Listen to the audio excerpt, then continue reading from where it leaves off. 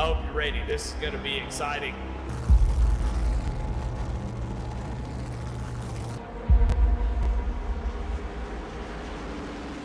Here we go, career starts up to go. Green flag is out and we're underway.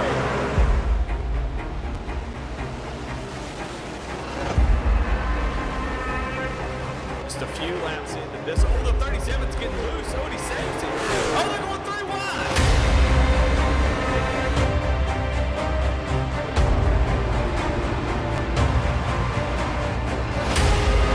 We've got a 5-way fight for the win of this race coming to 4 laps to go.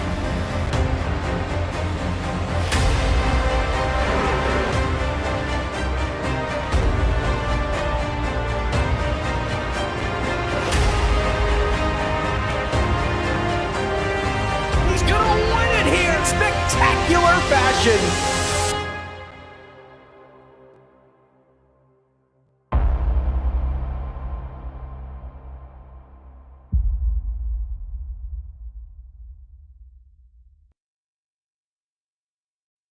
Welcome to Goat Talk Live.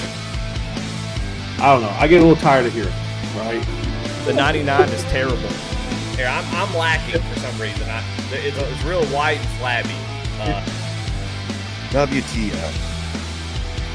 What are we doing? Eddie, I tell everybody who'll listen that we're a really big deal. Continues to grow and grow and grow.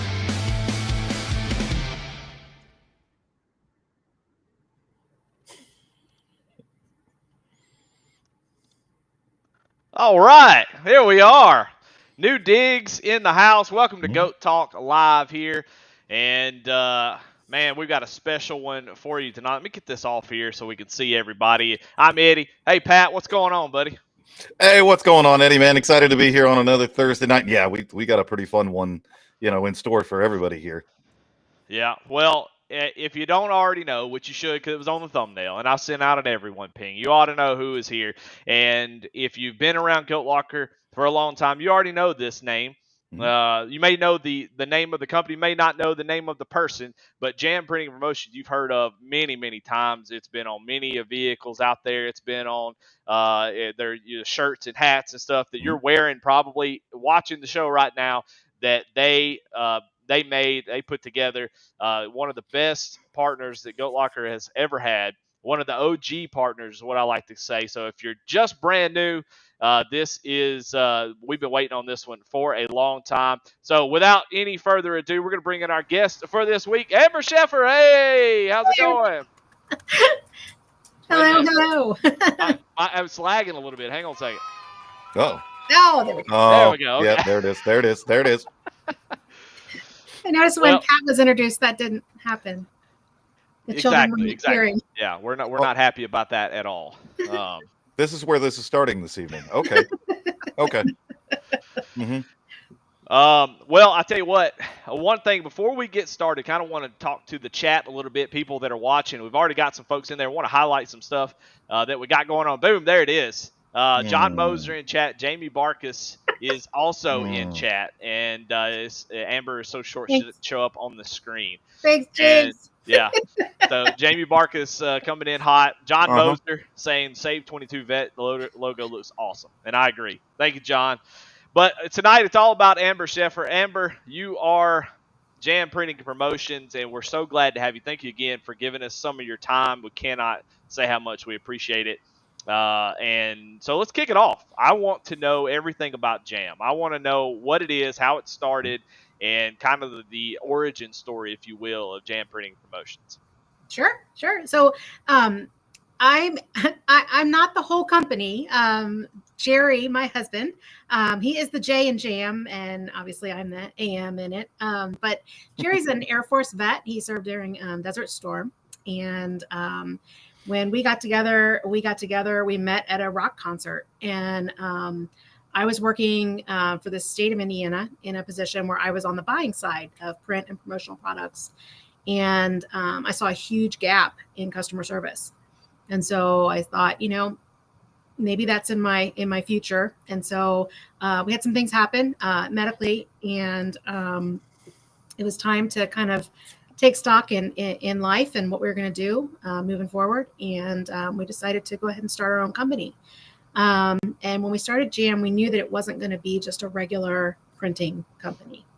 We really wanted to take that full service approach and more of a consultative approach to everything that we do. And we also said that we're not in it to, make $1 million. I mean, that'd be great, but we're not in it for the money. We're in it because the more that we can do, the more that we can turn around and do for others. And that's kind of been one of our guiding philosophies the entire time that we've been in business.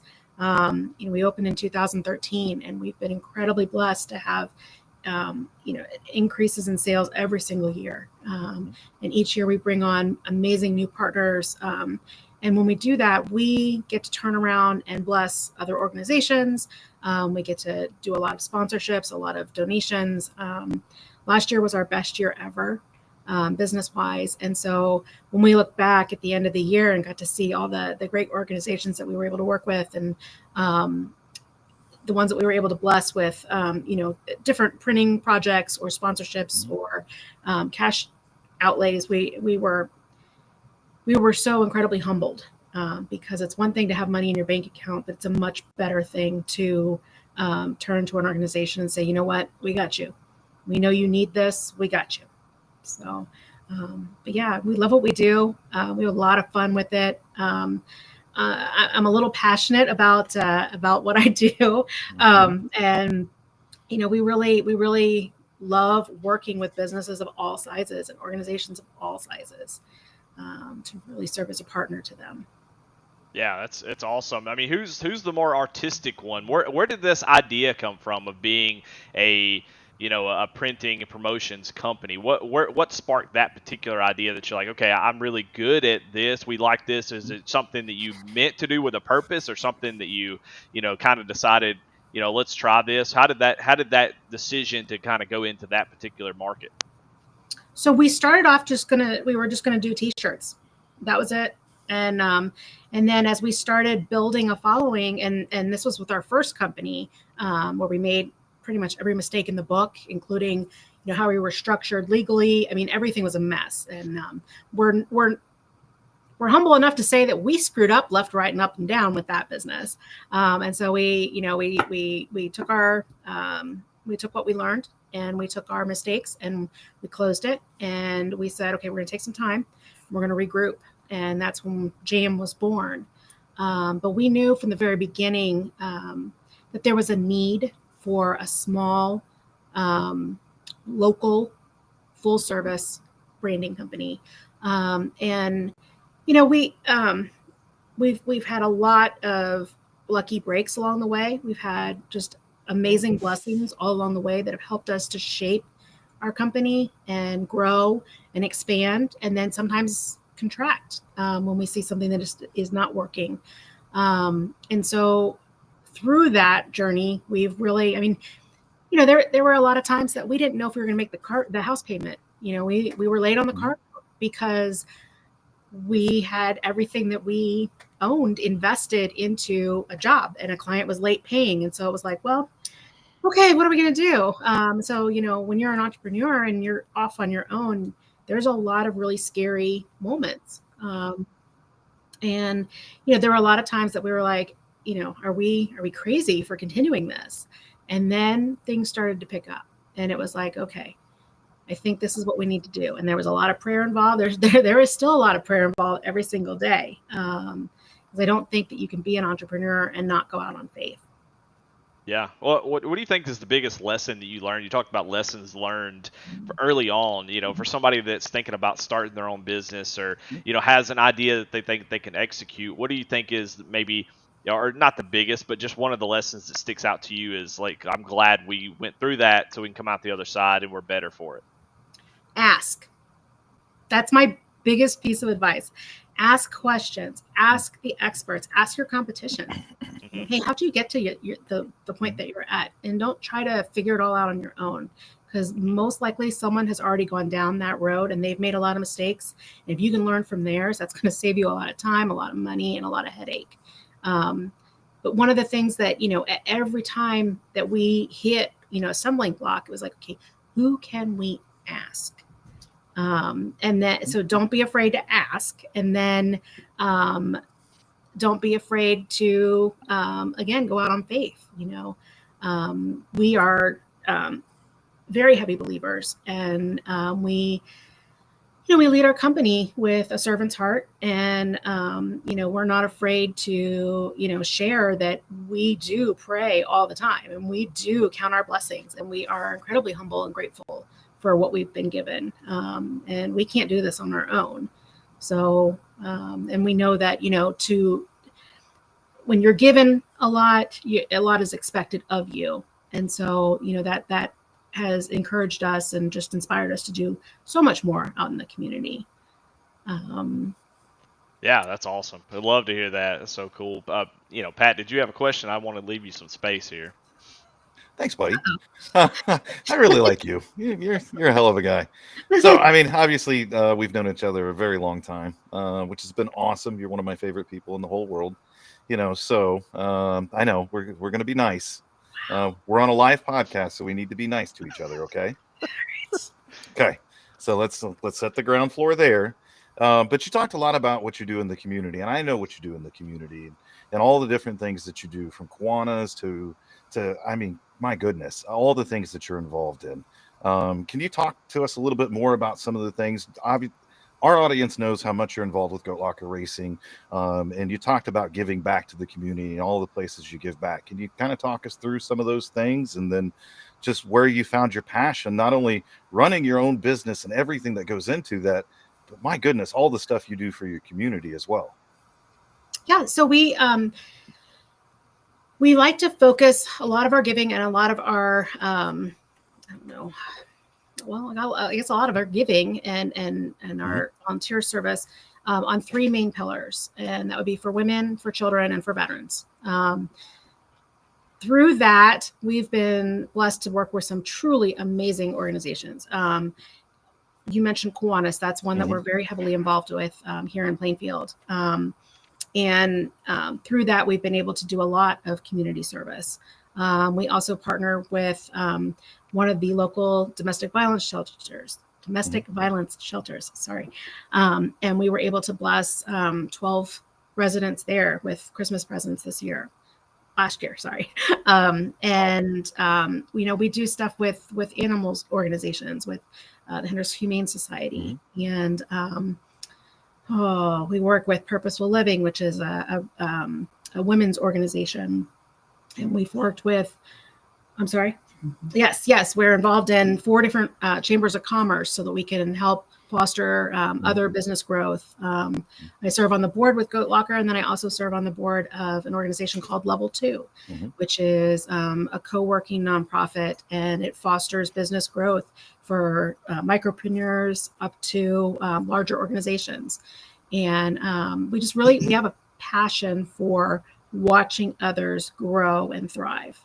And so we have found that, when we give back to those 3 main pillars, we get a personal sense of, accomplishment. We get a lot out of that, not just, hey, here's some printing, here's some this, some that. So, but veterans are, very near and dear to us. And that was when I first met him, it was in a different capacity. And then when he told me he was going to do this crazy harebrained idea, I was like, okay, we'll be a part of that. I think we were your first sponsor to sign on. That is very true. And it's been just awesome to see the growth that has happened, and just, Pat and Jamie's passions for growing Goat Locker. I mean, I don't know how somebody could not want to be a part of that and not want to support that. And so we've been blessed that they've kept us along for this ride so far, and hopefully we'll continue to do so because we'll continue to support them as long as we're around. I don't think I have much of a choice. I mean, at any given point in time, I get told what to do and exactly how to do it, what I can order, what I can't order, and those types of things. So I don't think I have much of a choice in that, but I know that you give a lot in the community, and yes, that's a different story for a different time. How we actually met and who you mistaken me for, but because that was a funny story all in itself. But I know both you and Jerry have kids as well. Mhm. So, and I know you want to brag about them a little bit and things like that. So tell us about the family. Tell us a little bit more about the family. I know my mom and dad, they're my adopted parents. Hopefully they're tuned in and they're doing well. Can't wait to see them again and all that stuff. But talk to us a little bit more about your family. Sure. So when Jerry and I got married, we each brought a son into our family. Chaz is our oldest, and he is down in Dallas, Texas, with his beautiful fiancee, Mariana. And we don't get to see them anywhere near as much as we would love to. But we did get to spend Christmas with them, and that was wonderful. But they're thriving down there in Dallas, and they're both from up here in the Indy area, but moved down there for a job, and they're really thriving down there. And a lot of Jerry's family is down there too, so they're surrounded by other family members down there too. And then our youngest is Hunter, and he is finishing up law school down at Ole Miss down in Mississippi. Hey. Yeah. And then his fiance Mara is here in town, and she is in medical school. So we'll be extremely happy to welcome him home after graduation, and he has accepted a position here. So yeah. Jamie Marcus in chat said, Eddie, don't get too mad. They have a kid at Ole Miss. So do you have an Ole Miss connection? I'm Mississippi State. Okay. So, but no, I'm actually from North Mississippi, which is about where I'm from. It's about 30 minutes from where Oxford is. So I grew up around that area. My dad's a huge Ole Miss fan, so that's pretty cool. Excellent. Yeah. And I'm an Ole Miss fan, except for one weekend out of the season. So the Egg Bowl game. Yep, right. You got to root for State during the Egg Bowl. Well, there's not much to root for right now, honestly. So there's not much going on. So. But yeah, it's so cool, and honestly, Jam Printing Promotions I love because we talked about beforehand the Tide, my love for Tide, and how I love the orange schemes, and your Jam Printing Promotions truck scheme that Patrick has its own name. I don't know if you know this, but they call it the Creamsicle Machine. So I think is the first and only named vehicle out of anybody's paint scheme. So I think that's pretty cool. So wow, how about that? That's pretty awesome. Okay. Well, thank you. I want to get to know you a little bit because I love I love 80s music. And I know that was a big part of what your About Me and stuff was talking about. So I want to talk a little bit about that. Sure. We can keep talking shop, but I like to talk about what you love. Sure. And I'm a big 80s fan, so I'm not going to put you on the spot. Tell me your favorite, but give me some of your favorites. I know y'all met at a rock concert. Is that right? Yep. We met at a band called Seven Mary 3, which is a big 90s band. But yeah, I am a true 80s rocker at heart. I have caught Motley Crue on every tour since Dr. Feelgood. They're my all-time favorite. But yeah, tons of Poison concerts and Warrant. We still catch Warrant every time they're near here. I was at the first 3 original Rocklahomas where it was nonstop hair rock for 4 days in a row. Yeah. Firehouse. Oh my gosh. Yeah. You are the first. This is so funny because I have had this conversation so many times when people talk about bands. Now, Firehouse, to be fair to everybody else, is a 90s band, weirdly, because they came out like early 90s, like 91 or something like that. Yeah. But the Firehouse, and I'm jumping in on you. This is where I get in trouble with Pat. But I grew up extremely Christian, sheltered. I could only listen to Michael W. Smith, which which is fine, but that's all I could listen to. I listened to Backstreet Boys one time when I was in middle school, and I had to have a talking to. That's how strict things were. Backstreet Boys was off limits. Well, my dad is a big 80s hair bands guy, and he has a cassette thing, and I remember sneaking into his room when he wasn't there, and I pulled out some tapes, and one of the tapes that I pulled out was Firehouse, the one that you're thinking of, and I remember putting that thing in, and it was that All She Wrote song. Yes. Mm-hmm. And that played, and that unlocked so many. I mean, synapses were firing off. Things were going off in my brain. I was getting chill bumps, and I was like, "Uh-oh, this is the Lord could make some better music, maybe. I don't know, because this is really good. What I'm having to listen to is not even close to this. So I was hooked after that. Then I went down the road of Van Halen, and I love Def Leppard. Pretty much everything my dad listened to. We love that type of stuff. So I'm so happy you said Firehouse, because I say them all the time. People are like, who? And they know the one song, The Love of a Lifetime. Yeah, The Love of a Lifetime. But they usually don't know the other. So I'm thrilled to hear you say that. But anyway, sorry, continue. No, yeah. Great White and Enough's Enough, and all of them. And I still listen to them daily. Yeah. People are like, "Are you ever going to grow?" So even our bathroom here at the office, it is all 80s hair band posters that were actually on my bedroom walls growing up. And so people crack up when they have to use the restroom here at our showroom. They're like, what is this about? So big hair rockers. But Jerry and I met at a concert, and we really have embraced the whole rock and roll lifestyle. I mean, our house, we have, it's all memorabilia, and our office has a ton of memorabilia too. And when we changed from our original company to Jam, we said, we sent out a survey, and we said, okay, here's 5 names that we're thinking about. Which ones do you like? And Jam was thrown in at the very end, and it was the J for Jerry and the AM for Amber, and that's as deep as it went. And people came back and they're like, yeah, that's the name. And I'm like, what the hell is wrong with you? It's a stupid name. Why do you like it? And they said, well, number 1, it's punchy. Number 2, it's short. Pat, enough. What? I didn't say nothing. Number 3, I didn't crack one short joke. Jamie did that. That was not me. He's doing it via chat. That is true. And we said, wow, ouch, Jamie, ouch. And we said, okay, if we're gonna do it, and they said, it's very rock and roll, it's very you guys. And I said, okay, if we're gonna use the stupid name, then we're gonna do rock and roll in all of our marketing, all of our imagery. We have a guitar player in our logo. I mean, so we really have embraced it, and people have loved it. They've, yeah. What were some of the other ones? What were some of the other names, if you don't mind? Sure. So Jerry's favorite was Promos a Go-Go. I do like that. And then and I like Promotology. And there were, nice. I don't even remember what the other 2 were, because those were the big 3. Yep. And I don't know how we're going to do this, but we're going to have to bring back Promos a Go-Go somehow, some way. I need some a car. sort of retro throwback.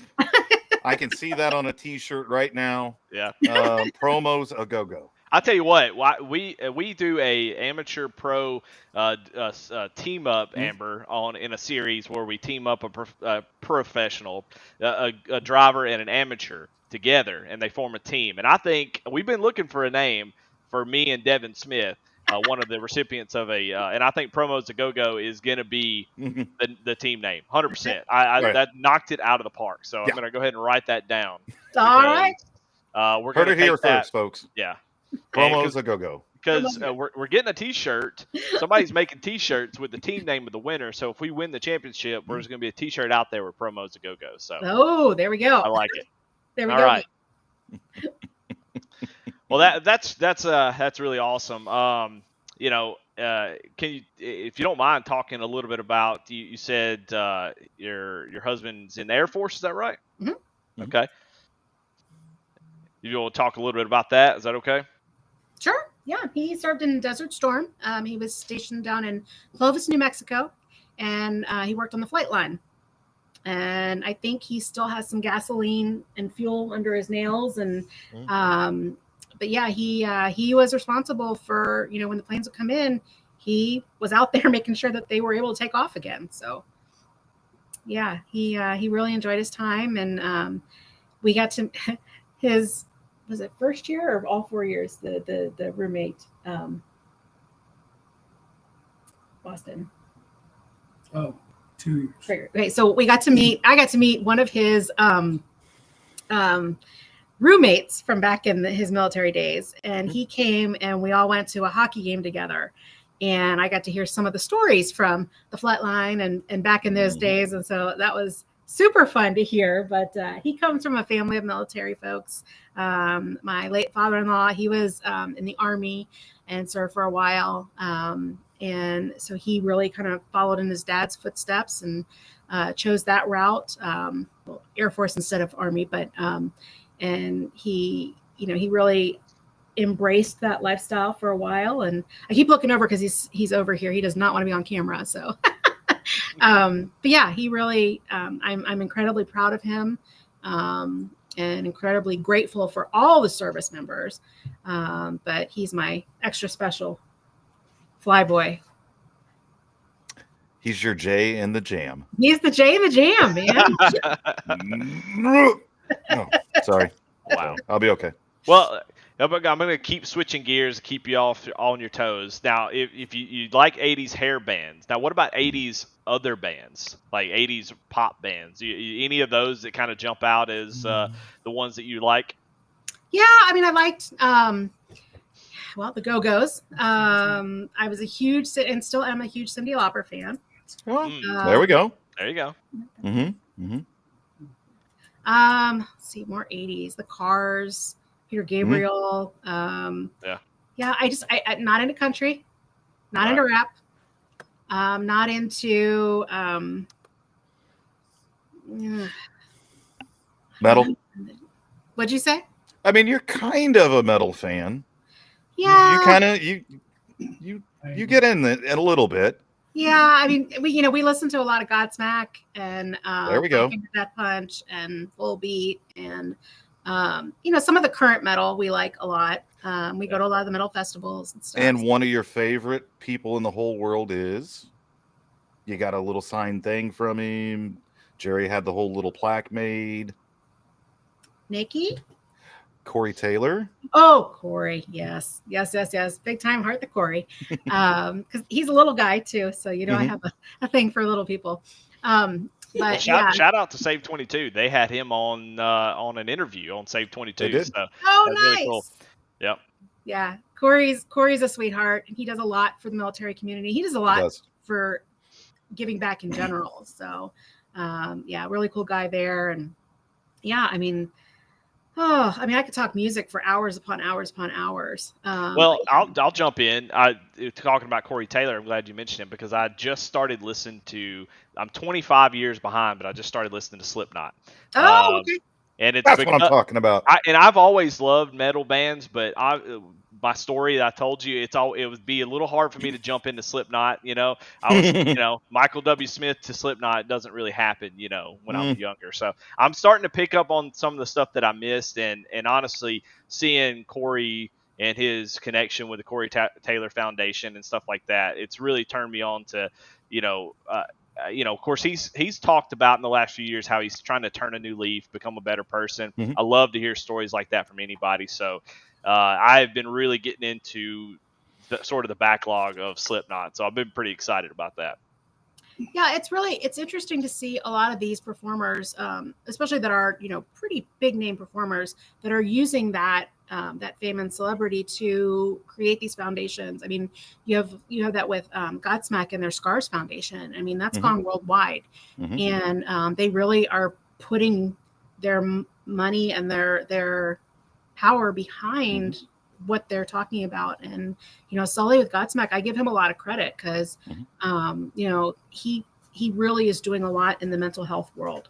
And I don't know, it's cool to see someone that isn't completely selfish with their fame, because their name travels, their that status can really give voice to a lot of different things. And so it's refreshing to see, you don't think about metal frontman as, philanthropists and promoters of positive mental health and other, positive substance recovery. We got you. Thank you. We got you. I know the oxygen's a little bit low at your level. I mean, it only took you 32 minutes. I got you. It's okay. I know you were. I had to get one in. I had to get one. Especially since Barkus beat you. I mean, that was. I was trying to be the nicer version. Speaking of, turning over new leaves and things like that, I was trying to be the nicer version of myself this evening. So that didn't last very long. So I gave it a shot. I'm just gonna go back to being me, I guess. Yeah. I love it. I love it. Well, a lot of conversation in chat about bands. I think we struck a nice chord here. There's Chuck Phelps talking about Avenged Sevenfold. Oh, yeah. I Yes. love Avenged Sevenfold. Well, before what's the one, the Bats one? That first album is the one that I really loved. For Oh. 87X. Yes. Yeah. Bat Country. Yeah, the one before that, the one with Chapter 4 on it. A couple of those songs. That album before that's one of my favorite albums of all time. It's honestly, there's no skips. I kind of always say I love listening to albums. I don't know how you guys listen to music. I don't like listening to songs because I feel like the album is designed by the artist. They wanted it to be this way. And so I always try to listen from start to finish. And Avenged Sevenfold, that album is one that I can listen from start to finish. It's just amazing. I think that there's probably only a dozen albums that I can listen to top to bottom without hitting the forward. And I think when you find those, it's, I don't know, something special. It's rare. Yeah. Yeah. And it's not always with your favorite bands. Mm-hmm. Yeah. You're right. Yeah. But yeah, we've got some other folk. Metallica. Jamie Lipke's talking about Metallica in here, which is, I think that's a pretty solid one. Old Metallica. Yeah. Yeah. Master of Puppets, amazing album. Ride the Lightning, amazing album. And Justice for All, I think is a great album. That's, some people start to kind of cross at that point, but you get much past that. Old Metallica all day long. Yeah. One of my favorite bands of all time is Van Halen, and it's always split in the middle because of the different frontmans, but also not just the difference between David Lee Roth and Sammy Hagar, but really that Hagar brought in a lot of ballads. And I know some folks don't really love ballads. I'm a big ballad guy. I love the old, grungier, hard, heavy rock. But I'm a sucker for a good ballad. So I don't know, what do y'all feel about ballads versus good just whatever songs? No, not a ballad. I'm just gonna go no. I think most people have heard my theory on music. I know, Amber, you have. If it doesn't make you want to get up and punch somebody in the face or break something, then it's just not worth listening to.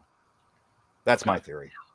I don't think Columbia House had that as a slogan, but they should have. I mean, we could have sold a lot of music, a lot of records. You think about how many albums you could have got for a penny, if that was the tagline right there. Yeah, I mean, that would have made. Yeah. We could all be millionaires right now. Yeah. Yeah. Might have been if we didn't still owe them money. I like a big range. I mean, my very first concert was a Neil Diamond concert. Oh, wow, and I rocked out at Mr. Neil Diamond. But yeah, I mean, I think that if you have that range and that appreciation of all different genres of music, then, you do kind of hear a little bit there. I mean, I have been known to rock out to Hanson when MMMBop comes on the radio. I'm not afraid of that.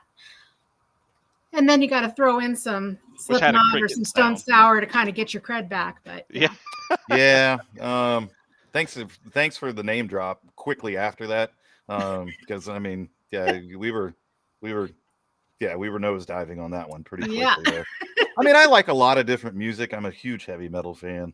I like energy. I like things that give energy. Most people know I'm a pretty energetic person, so that's what I love so much about the music. And I'm a huge fan of female lead singers. I think they bring a ton of passion to music.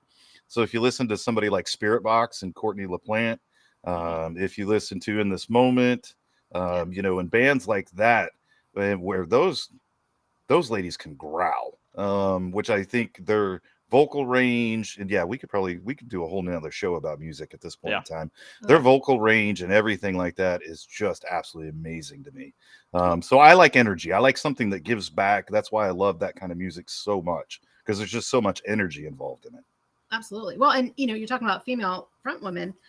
Look at Lizzie Hale and all she's done for women in music. I mean, oh yeah. she came on the scene and people were like, who is this lady?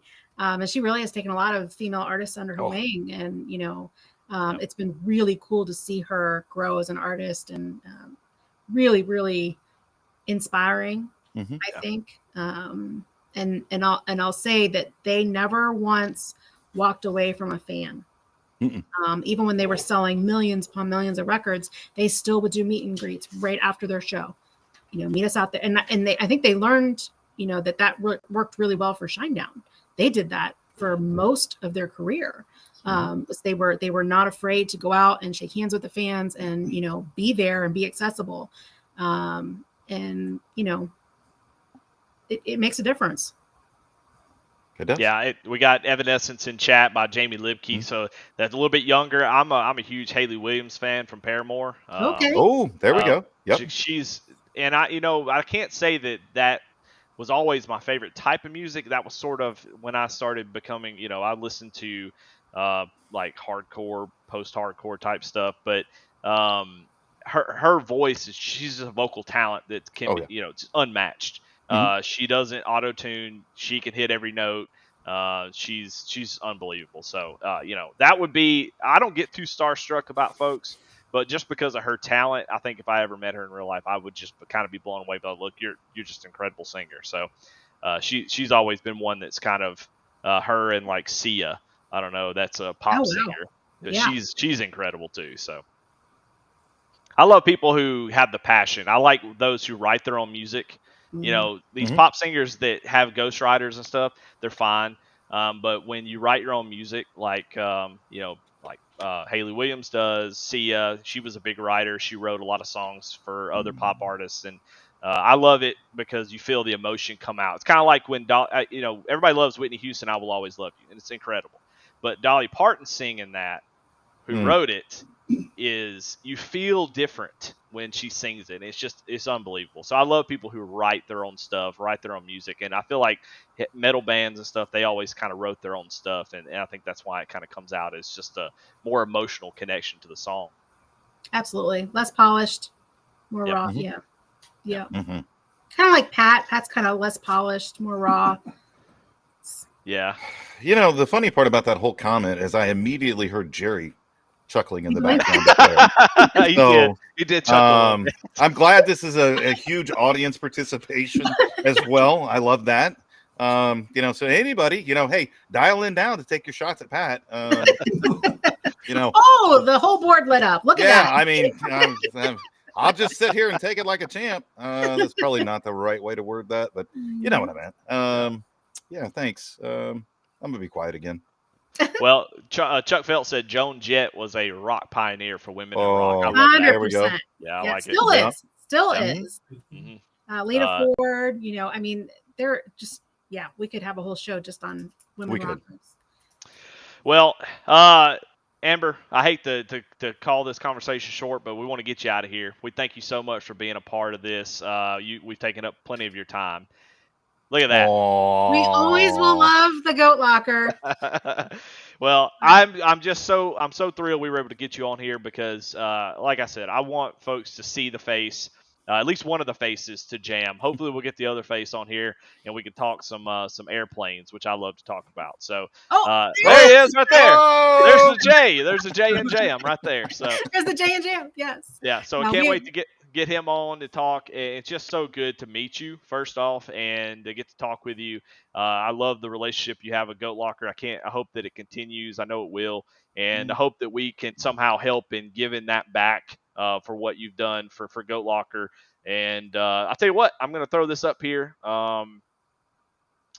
Sorry, just getting used to everything. Let's throw this up. And if you look in, there it is. Got a little QR code. You go to their website, jamprintingpromos.com. So go check them out. Go check out their, go visit their, if you're not in the area, I don't know, reach out. maybe they can ship you something. I don't know. Just go check out their website, go see what they're all about, and support those that support Goat Locker, because y'all have done such a great job of supporting Pat, Jamie, and everybody to be able to do what they do. And we couldn't have done it without you, for sure, Amber. Mm-hmm. Well, thank you. And thank you guys for having us on. And thank you to all of the veterans and first responders and active military that participate in the league and that support the league. And, we can do what we do because you do what you do or you did. And we really have huge amounts of respect for all of you. And we appreciate you. Yeah, even Pat. And we appreciate y'all and what you're doing and this great vehicle for just creating community. And we're so happy to be a part of that. And we love you guys, even Pat. Aww. Well, Jamie, thank you. And like Eddie said, thanks for coming on. I know we always end up grabbing lunch and all that other kind of crazy stuff, but it's so awesome. You talked about this earlier about how much we've grown. And this is so cool for me to have you here with us doing our podcast, to see where we've grown to and all that stuff is so awesome. So thank you for everything. And then if anybody has any complaints about how long it takes to get the hoodies, it's Amber at jamprintingpromos.com. You can send it to her. So everybody right now that's waiting on a hoodie, it's because of her. Can you blur out the finger that I'm giving you? Whoa! Easy. A family show. Hold on. Oh, easy. But we'll get you out of here, Amber. Thank you so much. Love you guys. Thank you. Bye, Amber. All right. Well, man, incredible. That's so much fun to sit and talk with the folks that are partners with Goat Locker. Pat, we've been talking behind the scenes about how we want to get those folks out here in front of folks so y'all can see who are we talking about when you win the poll award. There you go, right there. You hear the mission, you hear what they're all about. You can tell the passion behind what they do, and it shows in the great products that we wear and we give out as prizes and people buy. The incredible products. So it's just been so cool to get all of the different folks on the podcast. And one thing I do want to hit while we're talking about those we should thank is obviously we want to thank SAVE22. They are the sponsor of this podcast, so we want to shout them out as always as sort of the title sponsor. We're presented by SAVE22, but I do it every week. SAVE22 has been cool. It's been really awesome to get to know and talk with John Moser. Go ahead. So, yeah, SAVE22 is phenomenal. And we've had such a great partnership with them. And one of the things I was talking to SAVE22 about and talking to John about is when we bring these new sponsors in, it is always awesome to me to see how many people want to throw their logo on their car, how many want to put it on the truck, how many people want to run it.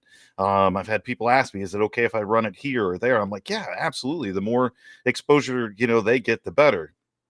So I got a package in last week from SAVE22. They sent us a bunch of t-shirts. So Goat Locker Racing is going to do a little bit of a competition. So anybody that has painted a SAVE22 vehicle, whether it's a truck, a late model, Xfinity, Cup, whatever it is, throw it up in Discord. And if it looks cool and we've got that size shirt, we're going to get you one of those SAVE22 shirts. Hey, how about that? Hey, I kind of want one of those, if I'm honest. I better learn how to paint quick. I got to do more than the fill bucket. Jamie's inbox is going to fill up real quick. Hey, I need a paint scheme fast. Well, he's got to come back from wherever the heck he is. Go ahead, Pat. Talk a little bit more about them while I'm trying to get something on the screen. I thought you was going to be a little bit more longer. I'm sorry. But you went apparently I am long-winded, according to some people. But I think we've talked about this a couple times as well. So in May, and they're starting to really advertise this. In May, they're having the big hike. It's the first weekend in May. It's something that they've done for years now. They get a lot of veterans together.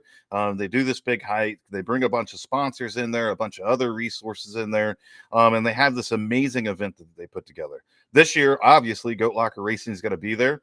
We're going to have our mobile sim there. We're going to take the stock car there as well. So people can come check it out and see what, that's all about and all that stuff. We'll fire it up. And maybe if we get permission from whomever or wherever we're at, we'll do some burnouts in it or whatever the heck else, have some fun. And I can't wait to do that. one of the exciting parts about SAVE22 is all the different things we're going to be able to do. Not only from the resources we can share, but just some of the cool events we were talking about putting on, some of the collaborations that we're going to do here in the future. Y'all stay tuned. There's going to be I'm going to say a significant announcement in the off week about SAVE22, and some more sponsorship type things with them. So we've only scratched the surface with them. And again, Eddie says it all the time. Please, by all means, go to their website and check them out. Tune on Tuesdays for the Tuesday Talk with John. They talk about some amazing things. It's great to hear the stories that are told. You guys have heard it here on Gold Talk. His story is phenomenal, and he's one of those veterans. And we need more of them that will actually tell their story. So y'all stay tuned. But yeah, we're gonna do a little competition here. So get your SAVE22 paint schemes up in Discord. Just put them in the general chat. We'll check them out. I've got a bunch of T-shirts that we need to get in the hands of those that are out there racing with us. So let's do that. And then, stay tuned in the off week for another announcement with SAVE22. Love it, love it. Barca says he's in Miramar, which I love that because I know where that is right away, and I was never part of the military, so that's cool. Man, I'm thinking about Top Gun right now. Let's play it. All right, we're gonna play Top Gun for the rest of the podcast, and no, let's move on. And one of our favorite segments of the week is the GOAT of the Week, and we're gonna hit that up real quick, kind of get that one rolling as I try to navigate this new little thing we got here. But the GOAT of the Week is such a fun a segment that we love to do, and mine's going to be Taylor Kitchen. If y'all don't know, we had her on the podcast. She does a lot of she's doing incredible work. Actually, going to be at the Daytona 500 covering that coming up. So she's awesome. She's doing great work. ATYL Media, where we are right now, that's her baby. And we're proud to be a part of it. She's my GOAT of the Week because we're moving over to this new platform, and I made her life hell over this last week trying to get this stuff up and going. And I leaned on her quite a bit, and she's so busy, and I appreciate her for taking the time to help us get this stuff going and try to get it where we can show chat on the screen and getting all this stuff connected up. And so she's going to be my GOAT of the Week. So Taylor Kitchen. Love it. Can't go wrong there whatsoever. Amazing person, and a whole heck of a lot of fun to be around. So my GOAT of the Week is Andrew Carnes. Some of you know him, some of you don't. He races in the ARCA series on Monday nights. I got entered. I mean, if we're going to play the 7 degrees of Kevin Bacon, and if you don't know that phrase or saying, just look it up, please. And if you don't know who Kevin Bacon is, I mean, I don't know what to tell you at this point, but but Andy, I got introduced to him. We sat down and we had lunch. He's a veteran himself. He's a combat veteran himself. We sat down and had a 2.5-hour lunch, just shared stories, had an amazing time. He loves what we do. And so he went back, and through his work and through his connections, he just started sending out email after email after email. Any connection he thought that Goat Locker, could use, he said, let me introduce you to a bunch of people. And from that, we're going to end up having a lot of really cool announcements over the next few weeks. Some more organizations coming on board, some more cool things coming up, some more events that are going to be happening. And I absolutely love that. So here's a veteran that, came into our league just to come race and be a part of it, decided I love this so much. Let me see what I can do to help support the mission. So Andy, if you're tuned in and listening, brother, I appreciate you. And you're my GOAT of the Week. Love it. Love it. Well, GOAT of the Week, one of my favorites. And another one of my favorites, is going to take me a second to get there. A little bit different look here is we've got our normal, we used to call them the vet spotlight, but here at Goat Locker, we're not just veterans. We love first responders, people who put their lives on the line for others to make a difference in their community. And so we're calling it the Warrior Spotlight now, which right. I love. I love that change. I think it's a welcome change. I think, veterans is the primary focus, but we've got so many first responders I know you kind of consider Cody McElwain sort of a first responder, going out whenever, there's issues with that he has to take care after storms and stuff like that. Then we've got a lot of EMT folks, firefighters. We got quite a few of those. Mike Browning, one of those, and a lot of folks that are serving their community. And Daniel Kerkeel is this month's Warrior Spotlight. I wonder how many times I'm gonna mess that up. It's kind of a tongue twister. I mean, if you start saying it kind of fast, you're gonna goof it up. So Warrior Spotlight, and there he is right there, Daniel Kerkeel. And if you don't know, he's been the GOAT of the week. I think he's got the lead for the most goats of the week. Yeah, by far. By far, because he's been doing a lot of great work as Yes, admins, race control, doing stuff behind the scenes. So we definitely appreciate him. And I'll read this off. He was an EMT with AMR in St. Louis for 6 years, in addition to providing 911 or private 911 transfer services. He is a part of AMR's emergency response team. He is deployed for 22 weeks to Chicago, to New York, to provide support during the COVID crisis, as well as Eastern Tennessee and North Carolina for hurricane relief. And then, of course, Dan also serves as an admin here at GLR. Thank you, Dan, for all that you do to serve your community and us here at GLR. We could not do it without you, brother. And I think that's absolutely right. Yeah, and my brother's a paramedic firefighter. He's been a paramedic firefighter for almost 20 years at this point in time. And so what those warriors go out and do each and every day is quite amazing. And so any chance we get to highlight them as well is near and dear to my heart. So yeah, it was a very welcome change to do that, to change it to the Warrior Spotlight. Dan deserves all the 15 minutes of fame he can get. He's been absolutely amazing. And what they do, what your local police, what your firefighters, what your EMTs do for your communities each and every day can't be thanked enough. Mm-hmm. Yeah, and honestly, they have a tough job, because it's there's a lot of, and I don't want to go on about this, but there's a lot of things you don't think about when you think of EMT. You think, oh, they're going to save. EMTs have to deal with a lot of, it's similar to police. Some of the silliest, unbelievable things that they have to deal with. It's like, I came here to save lives. I'm having to deal with some crazy stuff. So they have a lot of things. And of course, my dad was a firefighter for pretty much the whole time I was growing up, and he was the first on scene for some of the worst accidents and wrecks, and that stuff sits with you. It's not something you forget. You don't forget that type of stuff. So if you got a fireman, you got a police officer, you got somebody that serves their community in your family, tell them you appreciate them, and definitely thank them. So we thanking Dan here tonight. I'm getting tongue tied. Okay. We got you. All right. Well, one thing I do want to talk about is I want to talk about what you did this past couple days, Pat. Oh, where'd you go? What were you doing? Man, I'm so busy. I was almost like, what did I do? That's right. So we had the opportunity to head over to Lincoln Tech to the Indianapolis campus. They had a couple groups of kids coming in for a tour, and they thought, hey. Pat, real quick, is that the guy in the blue shirt? Is that you running the rig? Is that you, the blue shirt guy right there? Is that you? We're going to move past this. Okay. Yeah, we're just going to move on from that. I see what you're trying to do there. It's not funny. It's not funny at all, actually. No, that's not me, by the way. But we had they had this big tour coming in, and they wanted to have some things there, for the kids to interact with, and oh, by the way, for the staff. Because we've been partnered with Lincoln Tech going on a year at this point in time. This is the third event that we've done with them, and it's always such a blast. I will tell you that I have so much fun with Lincoln Tech because they're just great people.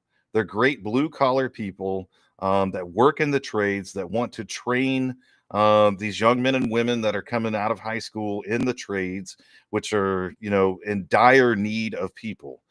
They're diesel mechanics and gas engine mechanics and welders and HVAC are in such dire need of people. And Lincoln Tech has such a wonderful program, and they have such a passionate staff. They want to see these kids succeed. They want to make sure that they're successful in life. So I had a fun time.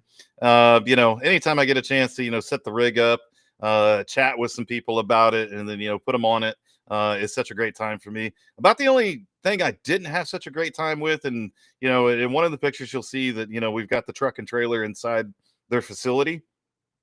And they put a lot of trust and faith in me to actually, to do that, because I pulled in the building on the other side. So I had to go all the way down and then make this really tight U-turn inside of there. And I'm like, I'm not too sure about this. And the gentleman was like, hey, as long as you don't hear any crunching or glass breaking, you're going to be just fine. I'm like, well, I guess I'm at Lincoln Tech, so if something happens, y'all can fix it. So, but just so cool, man. Well, we know how you drive virtually, so in real life with the trailer, it's got to be a nightmare. But yeah, it was really cool, and you were talking about the trades, and it's really nice that you're contributing nothing to the trades here by setting up a sim rig and have all these kids lined up. Nobody's going to the welding department. Nope. The welding guy sitting over there like, I'm gonna put on a good show today. I'm gonna get some guys, and then he looks over to the next room and there's kids lined up forever. Yeah, he's getting the stragglers. Yeah, it was that was kind of crazy, because they had like a paint sprayer simulator, they had a welding simulator, and then they had us, and there was this huge crowd around us, and then like onesie twosies at the other ones, because they probably thought, well, I'm not going to get a chance on the rig. Let me go see what this thing's all about. So I mean, still, a whole heck of a lot of fun. We had one young man that actually was into iRacing, had a pretty nice rig at his house that laid down a pretty significant lap. Because after he got done, I'm like, you do this, don't you? He's like, oh yeah, I iRace. I'm like, okay.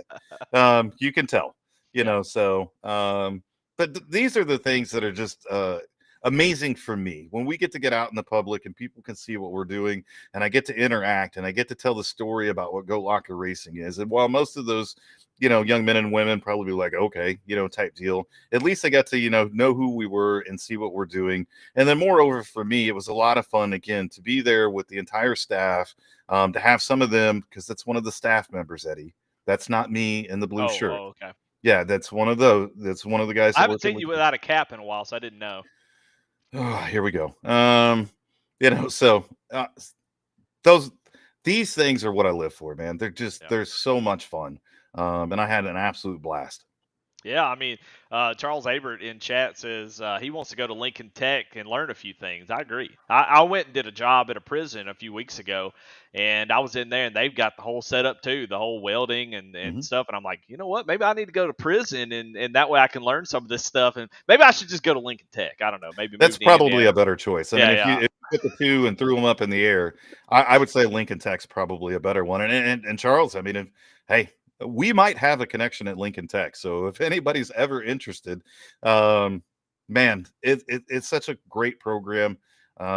Their programs only last 9 to 13 months at most. And so they are, did he just really say that? Why do we let some of these guys into chat anyway?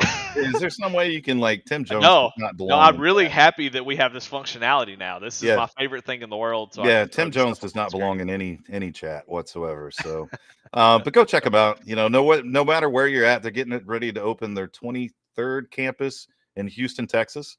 So they're all across the United States, and just a phenomenal organization. Yeah, it's really cool to see. It's always cool to see when Goat Locker is mobile. You think you went out there solo this time, and you're putting all the work in by yourself. You got no help. You're setting up the rig, putting it back down, doing it all because you love it and you want to support the partners. So love to see that, Pat. I don't think you get enough credit for that. But we'll move past giving you credit because that feels weird. Please do, because that never lands. Apparently, I was yeah, we just lost half the audience all of a sudden. Yeah, I know, right? I was just kidding. I didn't really mean it. I agree with Jamie in this one right there. You wouldn't survive in prison.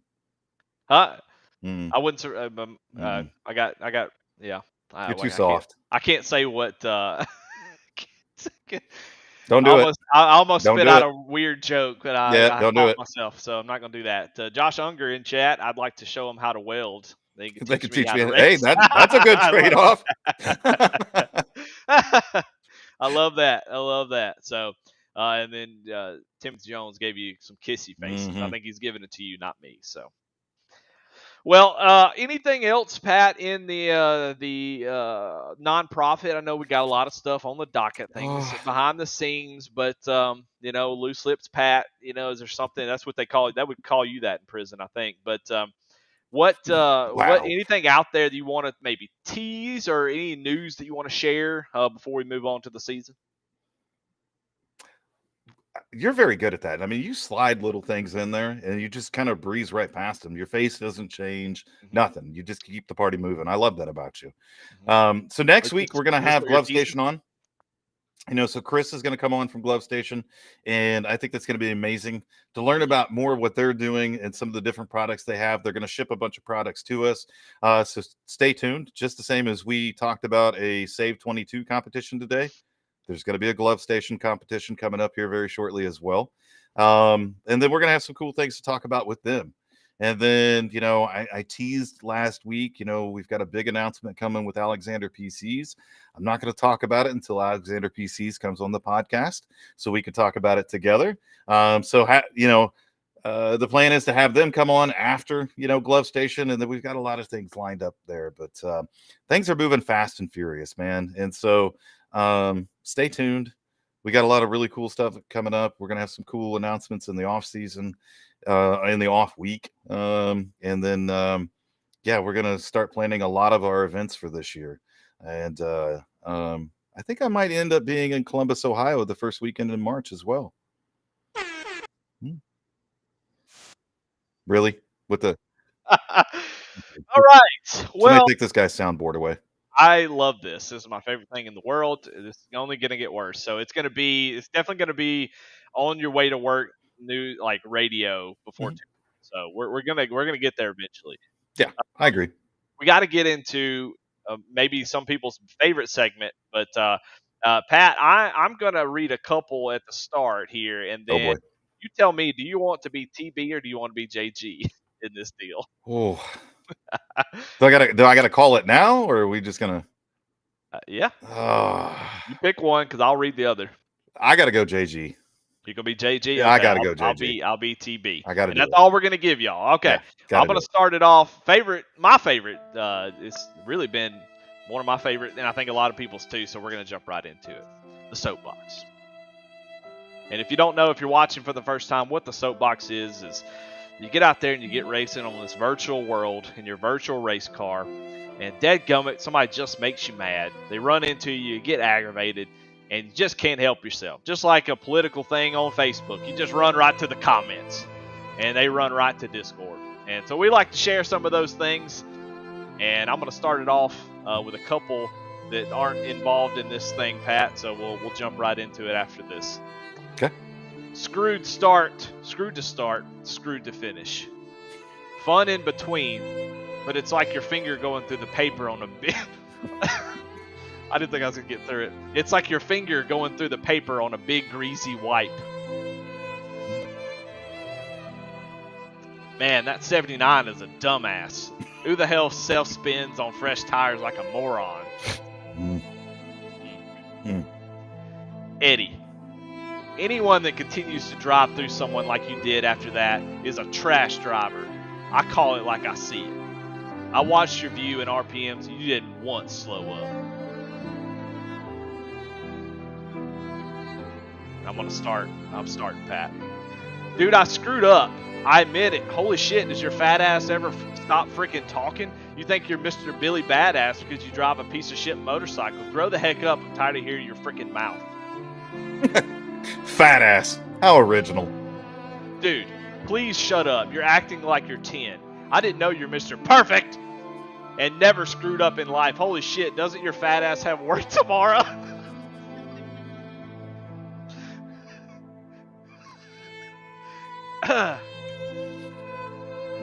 Don't you... Wait a minute. Don't you have to sit at home all day and play a sim and finish in last place in real life? I've ran 2 races IRL. I'm still learning. Why don't you take that slow-ass motorcycle and shove it up your ass? Slow-ass bike costs more than your car. Buddy, our race shop costs more than your house, STFU. Yeah, well, Mommy and Daddy bought it. I'm 15. What do you want me to do? get off Discord before you run up your minutes and your phone bills goes up. STFU, get a life. You're a definition of an old ass with no life, bitch. I work more hours than you have in your piggy bank. Want a cookie?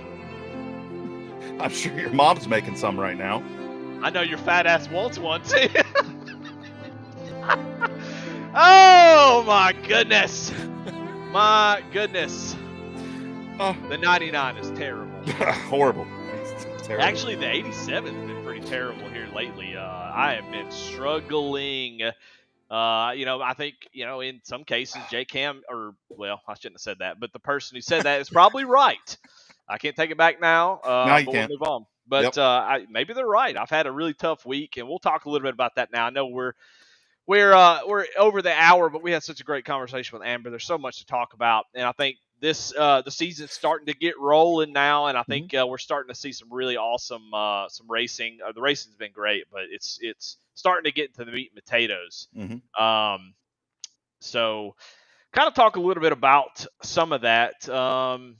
We could start it off with Kansas in the Operation Valor Truck Series. Gardner gets the win. Yep. Talk a little about that race. What you thought about it? Kansas it was a great race, quite honestly. Had a whole heck of a lot of fun in it. Led a lot of laps. Jake led a lot of laps as well. We were kind of running up front all night. But true to form, Jeremy Gardner really knows how to kind of save tire, work his way up there towards the end, and be a factor at the end. Yeah. And he really did. And so I felt really bad for Jake. Jake, has been working his butt off, to get a win on Friday nights, and had a fast truck that night too. And we just couldn't, piece all the things together that night. But the racing on Friday has just been so fun. It's been hard. It's been competitive. We race hard. But congratulations to him on just a well executed race. I want some cookies too. I mean, who doesn't want a cookie? It was fun to watch, and because Kansas in the trucks is sort of a tough one because the outside becomes really dominant, and it's like a cookie out in front of you. It's really hard not to grab it when you and take that outside line. And Garner was one of the ones who didn't do it and really committed to the bottom line. And towards the end of that run, you could see, if you ever watch my broadcast, I always kind of talk about it, mention it a couple times, that the inside line is still the better tire saving line. It is. And even at Kansas, which has always been sort of a high line dominant, in the trucks, you're full throttle, you run right at the bottom. As the tires start to wear, you have to lift, you can migrate to the top. If you can have that patience of run the bottom, you can win. That's exactly what he did. It was pretty impressive. Yeah, for sure. So we'll move on. I did want to talk about the Saturday GT3 series. I think, and it's a great comment to start this off. First off, that GT3 series has been amazing. I've loved the support. Yes.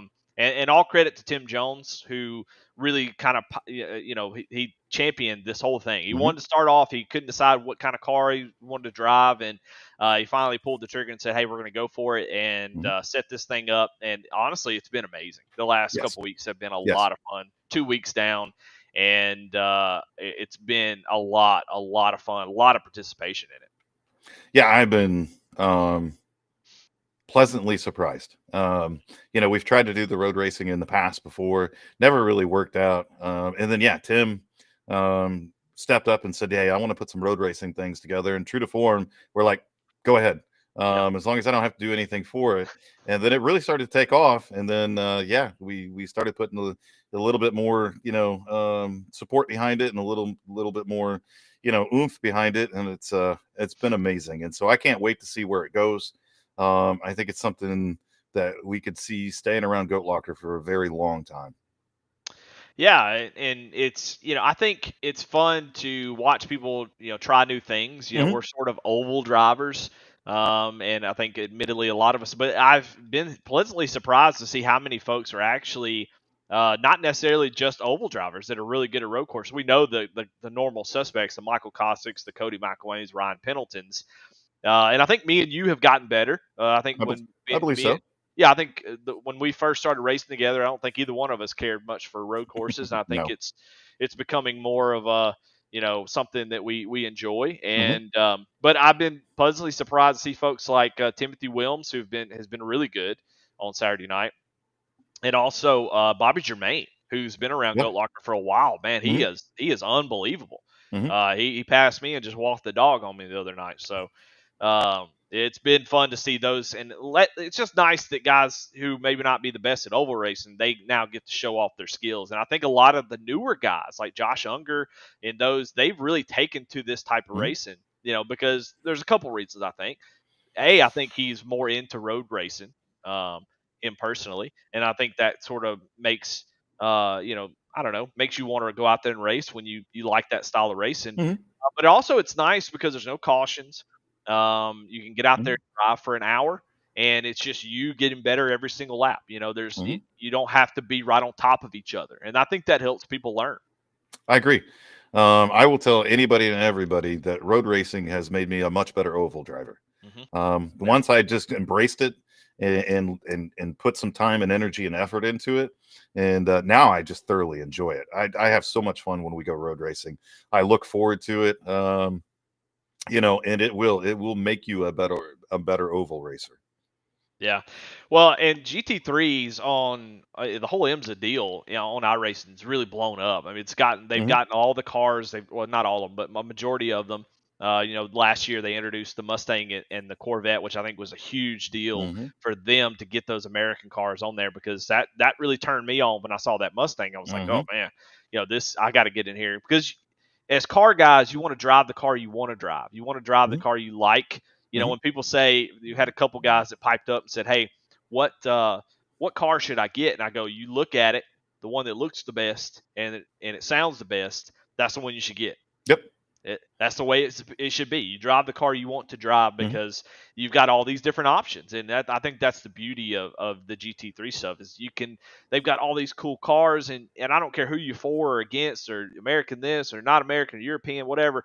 All the cars are awesome. They're Yeah. all really, really cool. And so to be able to have, was it like 9 different cars out there? It's like 7 or 8 maybe. Yeah, I think they're all cool except for the BMW now, because the stuff BMW pulled at the 24 hours, I'm done with them. BMW's dead to me. Yeah, well, you know what? I agree. It's funny to do all that and not finish on the podium. Pretty embarrassing. I'm trying to get a video up here, and we'll show y'all kind of what we're talking about with the drama, and we'll show you a quick little clip from from Saturday night and how my week has been going. If you don't know, I am the green car.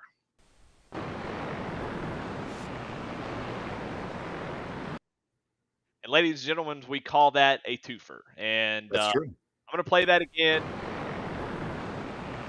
1 and 2. Yeah, I took out both Jakes, which I think is impressive. I'm happy with that. Not my proudest moment. I've had a couple bad races here. We'll talk about the other one coming up. I think I've been on some soapboxes before. I've been the type of person who tries to help out, maybe lecture unnecessarily sometimes, and sometimes I make a lot of mistakes, just like everybody else, and this is one of them. I don't want to blame anybody. It was just a checkup, and I don't have enough experience to say this is what I should have done. There was just a bang bang type deal, and I made contact with Ellingson. I got nervous, got to the left, and took out J-Cam as well, and it sort of piled up there in that first little hairpin. So that started the drama. Ham was not happy about that at all, and I understand, and we've all been mad. We've all been unnecessarily mad as well, where it's not warranted, and I've been mad at folks for making mistakes. I think the last 24-hour Daytona or some endurance race I did, I had somebody wreck us, and I was PMing them. I was in there doing soapbox, like, what are you guys doing? This is a long race. Why are you doing this? Blah blah blah. And they sent back a message going, "Hey, I'm sorry. We didn't mean to do that. If we could take it back, if we could have fixed it, we could. And then now I look like a dumbass because I'd said all these mean things to them, and it was just an honest mistake. And so we've all done it, Mhm. and Yeah. so I think that's what happened. But it turned out to be a pretty fantastic race from there on out. Man, I've been driving the Porsche, Pat, which I know is weird to somebody that loves the Mustang, but I've always enjoyed Porsches. And to be able to run that car has been a lot of fun. It's such a different animal. That rear, the engine on the back, Yeah, you can yeah, just yeah. floor it, and it makes for some fun driving. Yeah, I mean, I haven't had a chance to jump into it. I mean, I'm so busy, with the rest of the time. I try to take some time, with the family, but you'll see me out there in that Corvette, Yeah. a couple times this year, and to have some fun. But yeah, what an awesome series that's come together here in Goat Locker Racing, and we're gonna put some more things behind it. Yeah, I'm excited to see where it goes, and thank you guys, everybody that's in chat, and anybody that goes back and watches this later. Thank y'all for supporting it. These Mhm. type of series, we want to have this type of variety, and so it just requires y'all to support it, and y'all have done that so far. I'm really happy that it's sort of gonna it's sort of taken off like it is. We'll see how it holds up. People are Mhm. buying tracks and stuff. You never know how the participation keeps going, but I'm hoping that it keeps going. One thing about in GT3 racing in the new update in iRacing that I wanted to mention that I'm pretty upset about. Any VIR fans out there? Oh yeah, Okay, Pat, you like VIR? Well, I guess do. what? You can't drive down the backstretch pit road anymore.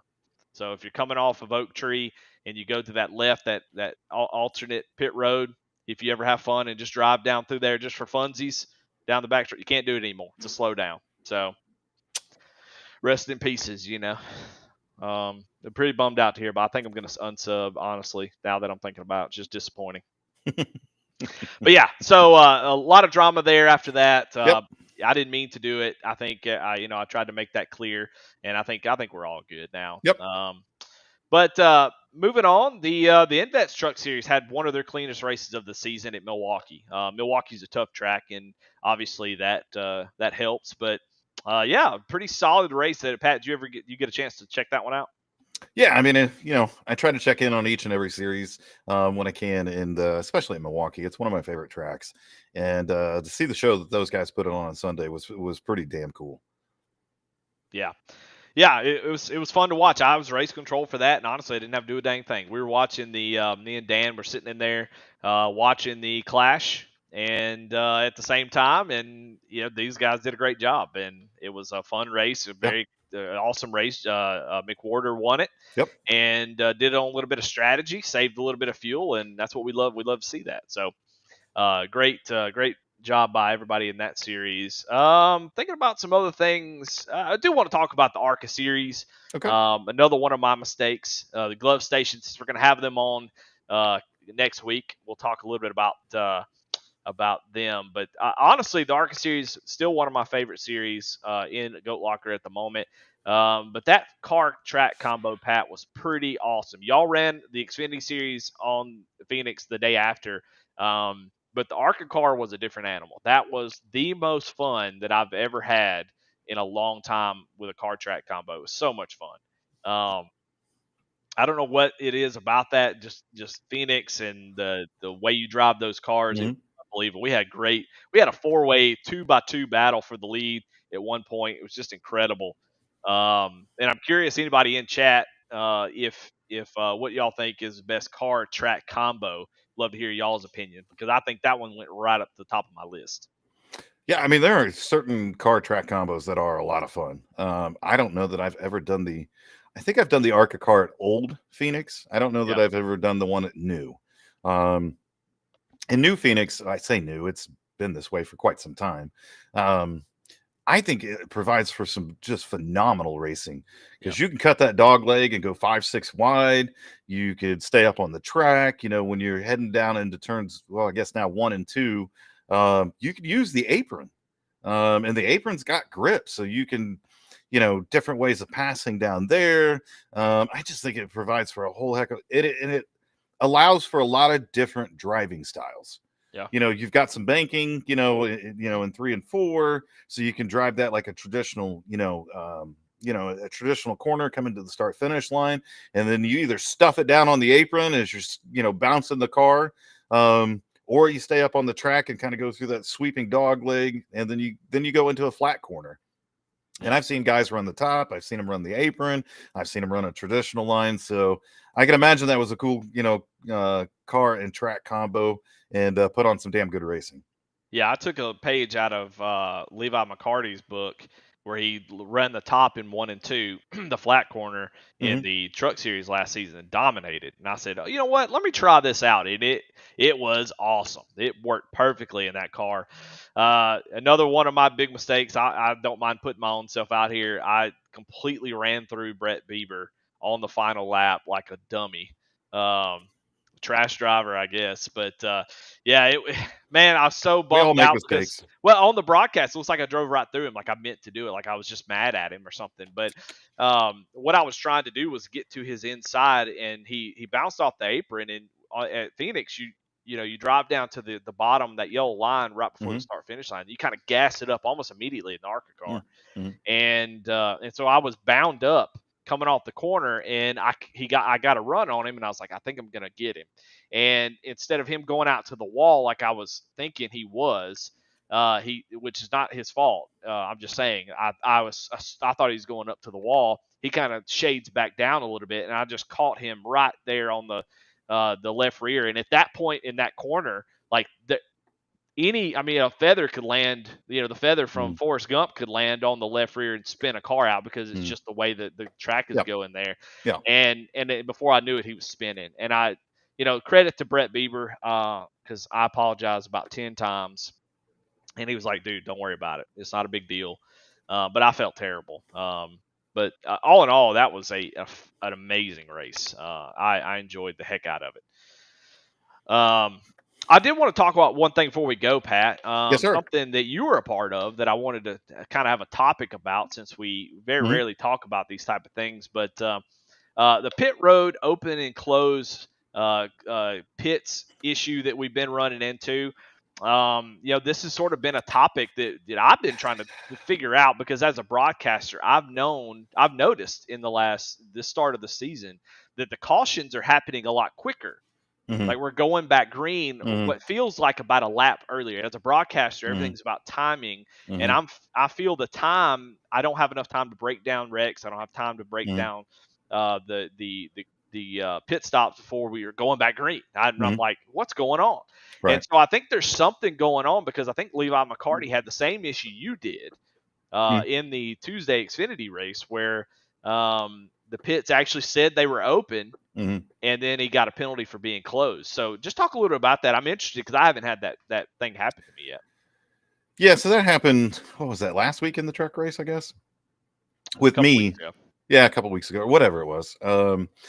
And it was coming down to almost like a fuel strategy race, and I was already at the back of the field. And I was like, pit road opens up, everybody went by it, no one came down to pit or whatever the case is. And then, so, you're coming back around again. And I'm like, you know what? I'm already at the back of the field. I was like, I'm going to top off. And I was kind of going back and forth. And I was like, no, I'm just going to come top off. And so, it says pit road's open, no big deal. And so I shoot down pit road, and I get about halfway down pit road, and all of a sudden, boom, black flag for entering a closed pit. And I'm like, what? And it was so confusing to me. And, and then afterwards, there was a lot of conversation about it, about it's been a thing in iRacing, there was some speculation of why that's a thing in iRacing, so people don't stay out and lead a lap and then go pit, which again, just doesn't make a whole lot of sense to me. So here in Goat Locker, we try to apply common sense and real life things and take away the iRacing glitches. And I consider that one of those things, because in real life, you can come down with one to go and top off. You see it happen at a lot of these fuel mileage races.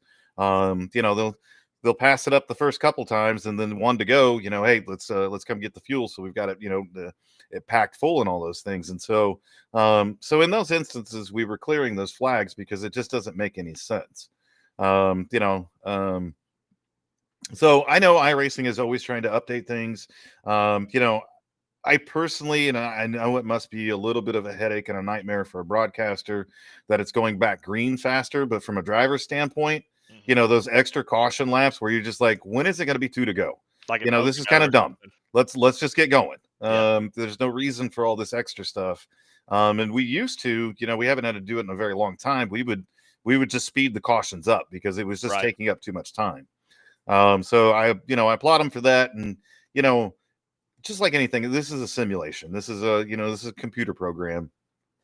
It's never going to be perfect, and those types of things. And that's why, you know, we always just try to apply some common sense. And if you get caught by something silly like that, you know, and it's valid, then yeah, how are you going to hold somebody accountable for that? Well, Levi didn't get his cleared on Tuesday, so I know he's probably disappointed about that. But, you know, it's one thing to remember that, you know, all the race control are volunteers, and we're all learning. You know, something like this pops up, you know, it's hard to everybody to come on the side. You know, we don't know that. There's been no official word from iRacing about why that's happening. Will it happen every time? Will it happen randomly? And, you know, race control can't see what the actual flag is. You know, as a race control, there's a little bit of concern for me of people clearing black flags, you know, maliciously, saying, hey, I've got the wrong black flag, or this happened, and then they actually getting another penalty that they don't want to serve, and they're getting it cleared. So it's a tough deal to manage that. It is. You know, we put a lot of trust and faith in our drivers. They're here for a reason, you know, and we hope that they understand the bigger mission and those types of things. And, you know, if anybody ever gets caught doing something like that, then, you know, we'll handle it at that point in time. But I'm of the accord that, you know, I trust people inherently. I trust that you're of integrity, and you have some integrity about you, and you're just not out there, you know, trying to get some stuff cleared that doesn't need to be cleared. So we're always evolving as well. You know, we'll listen and we'll try to make the right calls, and we're not going to get all of them right. So let's just go ahead and put that one out there. I'm sure each and every week we piss a bunch of people off, which is fine, you know, because everybody, you know, is about. Well, they asked for race control. They asked for having race control, and when you put a human in behind the screen to manage it, you know, we used to just let iRacing control it.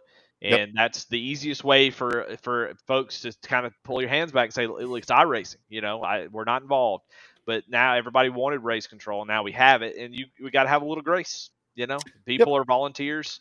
It's not a paid position, and you know, it's you know, there are going to be learning opportunities for race control to do a better job. You know, I doing it. And being the driver and dealing with race control, and then being race control dealing with the driver, I can tell you race control is not a fun job. Honestly, I don't like doing it because I don't like the attitude that you get. And I've been the attitude, I'm sure, to race control at some point. I don't know.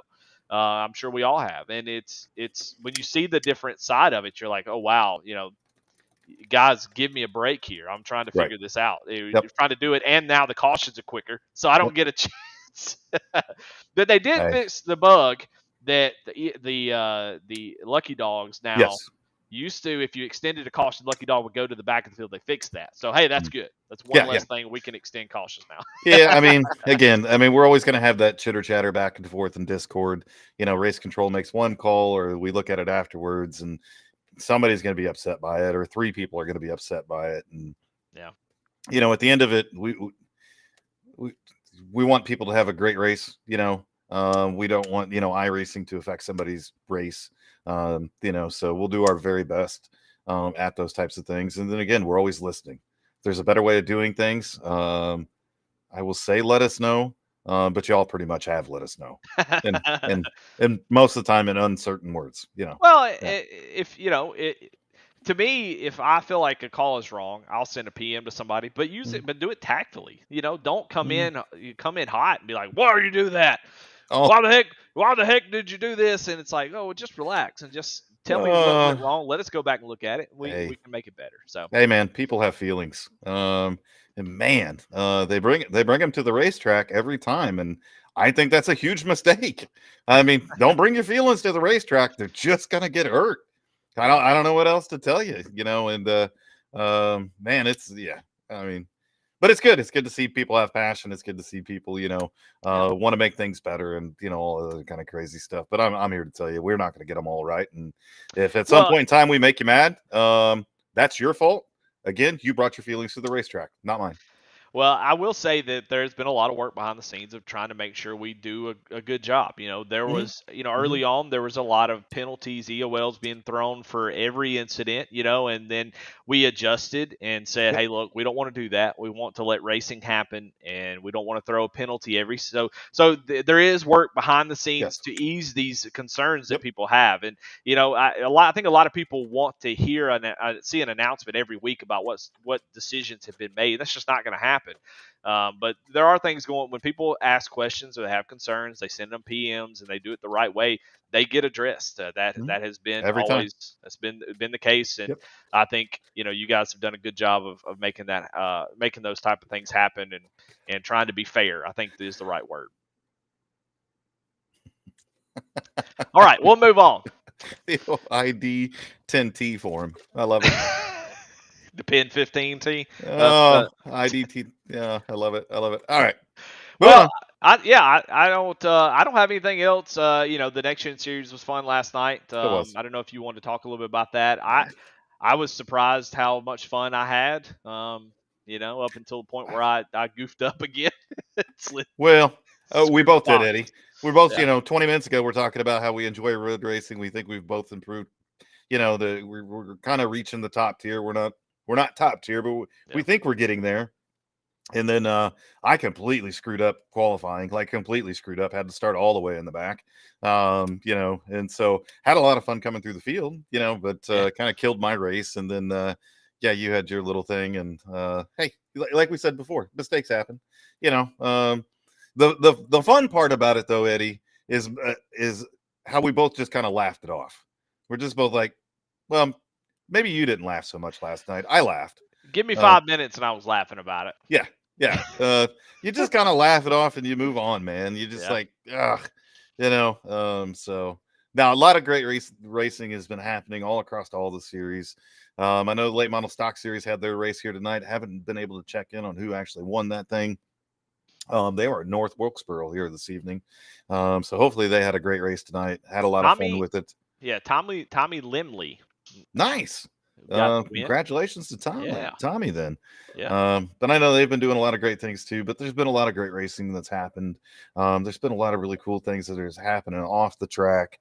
It's so fun for me to each and every day to wake up and figure out what today holds for me and what new thing we're going to get into or what package shows up in the mail. And I go, ooh, I got more stuff that I can give out to these guys and do some fun things with, man. So I cannot even begin to explain how much hard work goes into this. It is an incredible amount of work that goes into making all this happen. But yeah, man, what a fun episode tonight. I got to hang out with one of my favorite people in the world. Not you, me. Not you. And you said it perfectly, man. It is so much fun to introduce these people to these great organizations that's been a part of us for such a long period of time. Yeah. And Amber is a phenomenal person. And if you didn't laugh a little when she was on the show, if you didn't just want to pick her up and kind of squeeze her and give her a little hug, I don't even think you're alive. She is just such a wonderful person with a wonderful heart. And we're just blessed to have so many of these organizations a part of us. And even John Moser still hanging out with us and having a good time. So even though we're an hour and a half deep into this thing, we're still having a blast. And appreciate everybody. I appreciate everybody that sends their respectful feedback to us. I had a wonderful conversation this week too. I tried to apologize to a guy for an accident, and he didn't want nothing to do with it, man. He just was like, "You can go F yourself," and blah blah blah blah blah. And I'm like, "Wow, all right then. You have a nice night," which I think even infuriated him even more. When you just kind of do that, you're just like, "All right, man, have a nice night," and they're like, "What the." But it's too cool, man. Too cool. Yeah. Well, I did want to shout out. We shout out a couple winners. Want to at least shout out the winners. We talked about some of these races. Yeah. Andy Kurtz was the winner of the Monday Night Glove Station ARCA Series for the Pro Division, and David Calvert got his 3rd division win of Yeah. the season. So man, really awesome stuff. I'm looking for my guy Devin Smith to get up there He will. and get some wins. But really happy to see those guys get their win. The Tuesday Xfinity Series, Jake Ellingson got the win there. Brandon Evans got the win on Wednesday night. Of course, we already talked about the other 2 series. Yes, sir. Wait, we didn't talk about who won the Saturday GT3 series, which is Cody McElwain. No surprise. He shows up, he's going to win. And he had a great battle, though, with Ken Huber, which is a name I didn't know, but they were actually having a fantastic race. So congratulations to all those drivers and everybody who showed up this week. It's been a great week of racing. And yeah, we went long on this podcast, but I think it was worth it. We had a lot of good stuff on this one. So looking forward to what's coming up next. Thank y'all so much for watching. Hope y'all enjoyed it, and we will see y'all next time, next week. And come on out tomorrow night. Watch some Operation Valor Truck Series, and be some good racing. So. All right, guys, we'll see y'all later. Thank y'all so much for being active in chat. Thanks so much to Amber Sheffer for coming on, taking time out of her life to talk to us. What a disappointment that must have been. So just ruined her night. I can only imagine. Yeah. But anyway, thank y'all so much for watching. We'll see y'all next time. Y'all be good.